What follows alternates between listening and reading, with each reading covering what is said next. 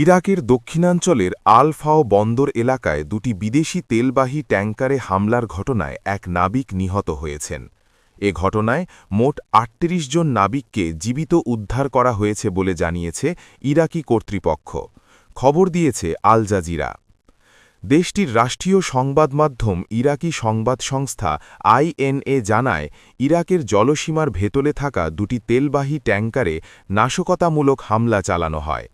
ইরাকি সেনাবাহিনীর মুখপাত্র সাদ মান এ ঘটনাকে কাপুরুষোচিত নাশকতামূলক হামলা বলে উল্লেখ করেছেন।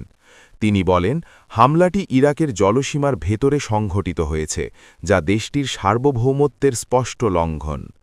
এদিকে এক ইরাকি নিরাপত্তা কর্মকর্তা বার্তা সংস্থা রয়টার্সকে জানিয়েছেন, প্রাথমিক তদন্তে ধারণা করা হচ্ছে বিস্ফোরক বোঝাই একটি নৌযান ব্যবহার করে হামলাটি চালানো হয়েছে। তদন্তে আরও ইঙ্গিত পাওয়া গেছে যে এ ঘটনায় ইরান জড়িত থাকতে পারে।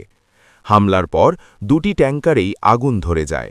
পরে দ্রুত উদ্ধার অভিযান চালিয়ে জাহাজে থাকা নাবিকদের নিরাপদে সরিয়ে নেওয়া হয়। বর্তমানে আগুন নিয়ন্ত্রণ এবং ক্ষয়ক্ষতির পরিমাণ নির্ধারণের কাজ চলছে বলে জানিয়েছে কর্তৃপক্ষ।